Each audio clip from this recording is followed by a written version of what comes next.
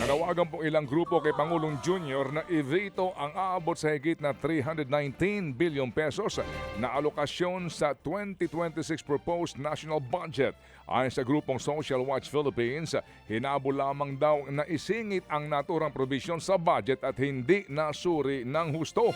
Kabilang po sa sinita ng grupo ang halos 82 billion pesos na inilaan sa Basic Infrastructure Program, confidential funds sa ilang ahensya at maging ang lumobong pondo sa ilang ayuda ng mga programa ng DSWD at maging ng DOLE.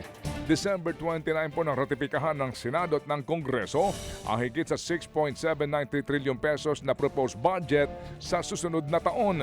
Una nga pong sinabi ng Palasyo na pag-aralan daw mabuti ng Pangulong Junior ang isinumiting budget bago niya ito pirmahan ngayon.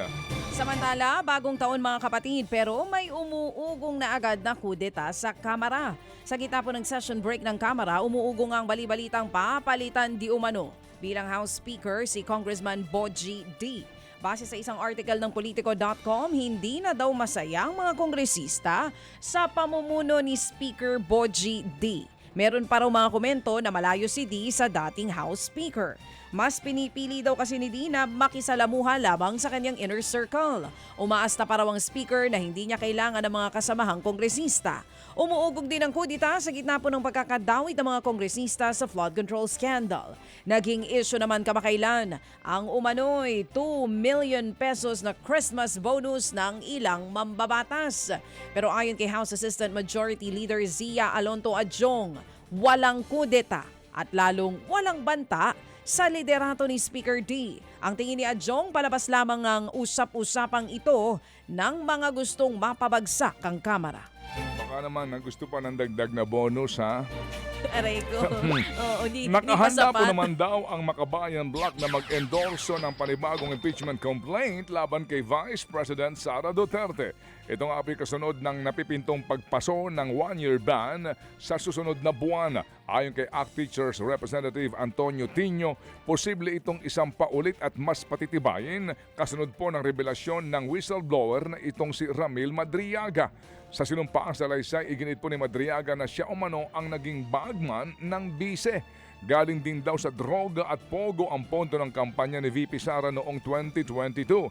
Nauna pong giniit ng bise na wala siyang personal na relasyon kay Madriaga. Gusto lang daw nitong pigilan ang posibleng kanyang pagtakbo ni VP Sara sa 2028 presidential elections. Samantala, umapila na rin sa publiko si Ombudsman Boying Remulla na bantayan palalo ang talamak na korupsyon sa iba't ibang sangay ng gobyerno. Ayon po mismo sa Ombudsman, hindi lamang sa ehekutibo at lehislatura talamak ang korupsyon dahil marami din umanong tiwaling opisyales sa hudikatura.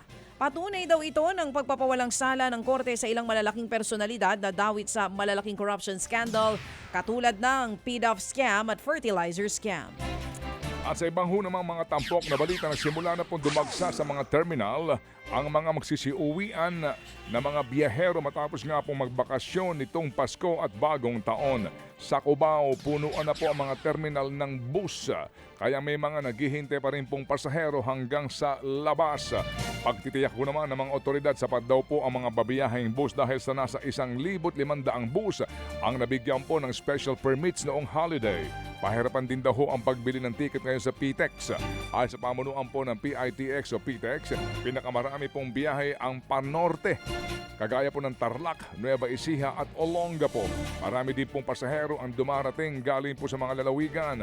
Paalala po naman ng mga otoridad, huwag nang dalhin sa biyahe ang mga pinagbabawal tulad ng matatalim na bagay para hindi rin po ito makumpiska. Bukod naman sa mga bus terminal, dagsana rin ang mga pasahero sa mga paliparan na uuwi po o uuwi galing sa mahabang bakasyon.